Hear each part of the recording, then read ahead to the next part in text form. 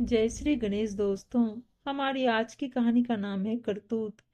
कहानी अच्छी लगे तो प्लीज चैनल को सब्सक्राइब कर लीजिएगा। अब शुरू करते हैं कहानी। मम्मी, निवेदिता दीदी आई हैं। चाहत ने अपनी सास रमा जी से कहा। रमा जी, क्या?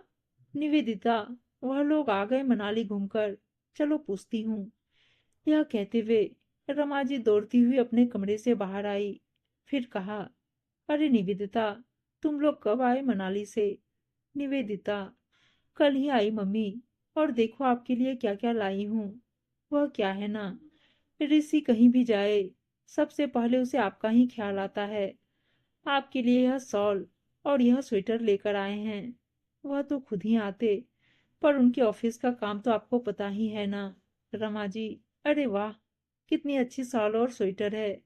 सच में ऋषि मुझे किसी भी चीज की कमी होने नहीं देता। निवेदिता, आपको तो हमने कितना कहा कि चलिए हमारे साथ मनाली, पर आप नहीं माने। वरना वहां तो और भी शॉपिंग करवाता वह आपको। रमा जी, नहीं बेटा, मुझसे तो यहीं की ठंड बर्दाश्त नहीं हो रही। वहां तो मेरी कुल्फी ही जम जाती। और तुम्हें तो पता ही है, ठंड में मेरे घुटनों का दर्द कितना बढ़ जाता है। अभी भी काफी दर्द है। निवेदिता, क्या दर्द काफी है? आपको जो इन्होंने मालिश की तेल लाकर दिया था, उससे मालिश नहीं करती। रमा जी, बेटा, अब इन बूढ़ी हड्डियों में इतनी जान कहाँ है कि जोर लगाकर मालिश कर पाऊं। जितना बनता है करती हूँ। रमा जी की यह बात सुनकर निवेदिता तुरंत चाहत की ओर देखकर कहती है, क्यों चाहत? पूरा दिन घर पर मम्मी के साथ ही रहती हो, उनकी तकलीफ दिखती नहीं तुम्हें? मालिश तुम कर दोगी तो कोई क्या ज्यादा मेहनत हो जाएगी? चाहत, पर दीदी, मम्मी ने कभी मुझसे कहा ही नहीं। निवेदिता, वह क्या कहेंगी तुमसे? मोबाइल से तुम्हारा ध्यान हटे तब ना कोई तुमसे कुछ कहेगा। चाहत, दीदी, आप यहाँ 1 या 2 घंटे के लिए आती हो, पूरा घर मैं ही संभालती हूँ। आपको कैसे पता कि मैं बस फोन चलाती हूँ? घर के काम क्या खुद से हो जाते हैं? निवेदिता, चाहत में कुछ बोलती नहीं। इसका मतलब यह नहीं कि मैं कुछ जानती नहीं। सब पता है मुझे कि किस तरह तुम मम्मी पर अत्याचार करती हो और उन्हें दाने दाने को मोहताज रखती हो। और भी बहुत कुछ कहना चाह रही थी निवेदिता, पर रमा जी ने उसका हाथ पकड़कर उसे रोक दिया। चाहत हैरान होकर बस दोनों को देखे जा रही थी और सोच रही थी कि दीदी यह सब क्या बोल रही है।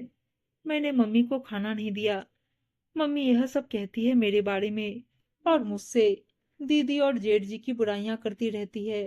कहती थी कि घर की जिम्मेदारियों से बचने के लिए उन्होंने अलग रहना शुरू किया है, और दीदी को यह जताती है कि यही सब कुछ करते हैं उनके लिए और हम बस अत्याचार करते हैं।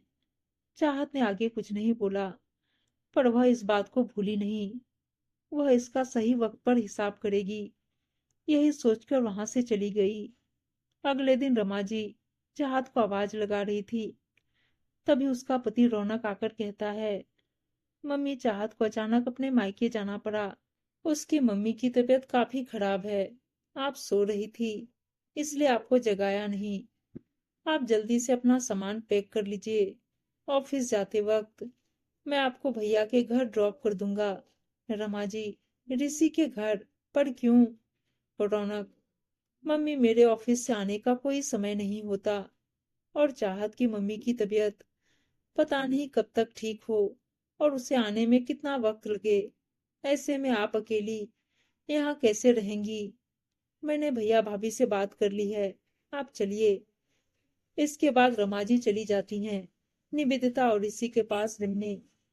निवेदिता शुरू शुरू तो बड़े शौक से रमा जी का काम करती रहती थी, फिर धीरे धीरे उसे भी चिढ़ मचने लगी। कभी नहाने को गर्म पानी दो, तो कभी पीने को, कभी घुटनों की मालिश कर दो, तो कभी पूजा करवाने मंदिर ले चलो। निवेदिता मन ही मन सोचती, शायद चाहत भी उनसे परेशान होकर उनके साथ वैसा व्यवहार करती होगी। चाहत क्या अत्याचार करेगी इन पर, यह तो खुद अत्याचारी है। एक दिन निवेदिता दोपहर का सारा काम खत्म कर बस लेटी ही थी कि तभी रमा जी ने कहा, निवेदिता, जरा गर्म पानी करके ले आओ, चूरन खाना है। गैस बदहजमी सी लग रही है। इस बार निवेदिता चिढ़ जाती है और कहती है, मम्मी अभी अभी तो लेटी थी और आपको कितनी बार मना किया है कि पकोड़े मत खाइए, पर आपको तो अपनी ही मन की करनी होती है हर बार। रुकिए लाती हूँ। यह कहकर निवेदिता रसोई में चली गई। जब वह वापस आई तो वह दरवाजे से ही सुनती है कि रमा जी फोन पर चाहत से कह रही थी, तुम कब आओगी चाहत? एक मम्मी की ही सेवा करोगी, इस मम्मी को भूल गई क्या? तुम्हारे बिना मेरा भी जीना मुहाल हो गया है। हर एक चीज का मोहताज बना दिया है निवेदिता ने। कुछ भी मांगने से डर लगता है, हर बात पर चिढ़ जाती है। मेरा तो दम ही घुटता है यहाँ। जल्दी वापस आ जाओ बेटा। निवेदिता यह सब सुनकर हैरान हो जाती है। उसने सोचा, इतना सब कुछ करने के बाद भी मम्मी मेरे बारे में ऐसा कह रही हैं, और यही सारी बातें तो मम्मी कभी चाहत के बारे में बोलती थी। अब समझ आया, चाहत उस दिन इतना क्यों भड़क गई थी। पर मम्मी, अब आपको सबक सिखाना जरूरी हो गया है। यह कहकर निवेदिता कमरे के अंदर आई और रमा जी से कहा, मम्मी अपना सामान बांध लीजिए, कल हम एक नई जगह पर जाने वाले हैं। रमा जी, पर कहाँ? निवेदिता, आप बस चलिए, देखना कितना मजा आएगा। अगले दिन निवेदिता, ऋषि रमा जी को लेकर एक वृद्धाश्रम में जाते हैं। वहां पहुंचकर रमा जी के हाथ पैर ठंडे होने लगे। उन्होंने हकलाकर कहा, तुम लोग मुझे यहाँ क्यों लेकर आए हो? समझ आया, तुम लोगों पर मैं बोझ बन गई हूं ना। बुलाओ मेरे रौनक को। उसे तो आज तक मैं कभी बोझ नहीं लगी। उसी के पास रहूंगी मैं अब से। तब तक पीछे से रौनक और चाहत भी आ जाते हैं और रौनक कहता है, मम्मी आपको चाहत परेशान करती है और भाभी भी परेशान करती है ना, तो सोचा अब से आप यहीं रहेंगी ताकि आपको यह लोग कभी परेशान ना कर सके। हम दोनों भाई हर दिन आया करेंगे आपसे मिलने, ठीक है ना? रमा जी, क्या?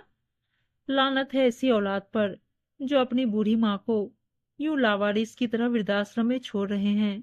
चाहत, मम्मी अपने बच्चों पर लानत करने से पहले जरा अपनी करतूतों को भी एक बार याद नहीं करेंगी? मम्मी, यह आपको भी पता है आपके बेटे ऐसे नहीं हैं, पर आप माँ होकर जो काम करती आई हैं, क्या वह सही है? जिस उम्र में आपको सबको प्रेम से रहना, मेल मिलाप रखना सिखाना चाहिए, उस उम्र में आप दो भाइयों के बीच फूट डाल रही हैं। आपने कभी इसका परिणाम सोचा है? निवेदिता, मम्मी, खाने पीने की अगर कमी हो तो फिर भी इंसान संभाल लेता है, पर जो एक ही घर में रहकर आपसी मनमुटाव रखता है तो वह प्यार के लिए मोहताज हो जाता है और वह घुटने लगता है जिसे संभाला नहीं जा सकता। अब आपको तय करना है, प्यार और शांति से रहना है या हमसे दूर रहना है। चाहत, और पता है मम्मी, मैं मायके भी जानबूझकर गई थी। मेरी मम्मी की तबीयत का तो बस बहाना था। इरादा तो मेरा दीदी और आपको मेरा काम बताना था, क्योंकि आपको लगता था दीदी आपका ख्याल मुझसे ज्यादा रखेगी, और दीदी को लगता था मैं आप पर अत्याचार करती हूँ। चलिए, सबको सही चीज आखिर दिख ही गई। अब आपका फैसला क्या है मम्मी जी? रौनक, अब बस भी करो, बहुत हो गया। मम्मी को अपनी गलती समझ आ गई है, अब ज्यादा उनको डराओ मत। चलिए अब घर। आप चाहे कुछ भी करो मम्मी, आपकी जगह वृद्धाश्रम में कभी हो ही नहीं सकती। ऋषि, हाँ मम्मी, हम बेटों के रहते आपको वृद्धाश्रम में रहना पड़ेगा, आप यह कभी मत सोचना। सभी घर आ जाते हैं। जहाँ सभी हंसी मजाक कर रहे थे वहीं पर रमा जी बिल्कुल खामोश थी, क्योंकि आज वह अपना वजूद देखकर आई थी। वह कुछ कहती तो किस मुंह से, जहां उन्हें इस उम्र में अपने बच्चों को सही रास्ता दिखाना चाहिए था, वहीं उनके बच्चों ने उन्हें सही का पाठ पढ़ाया। दोस्तों, आज जब हम वृद्धाश्रम में आने वाले बुजुर्गों को देखते हैं तो हम तुरंत ही उनके बच्चों को कोसने लगते हैं, पर हर वक्त बच्चों की भी गलती नहीं होती। हाँ, मानती हूँ, माता पिता कुछ भी करे, पर उन्हें वृद्धाश्रम भेजने का अधिकार किसी का नहीं होता। पर कभी कभी बुजुर्ग यह नहीं समझते कि समय के साथ साथ बदलाव जरूरी है। उम्मीद है दोस्तों कहानी अच्छी लगी होगी, और अच्छी अच्छी कहानियां सुनने के लिए चैनल को सब्सक्राइब और वीडियो को लाइक शेयर जरूर कर दीजिएगा। धन्यवाद दोस्तों।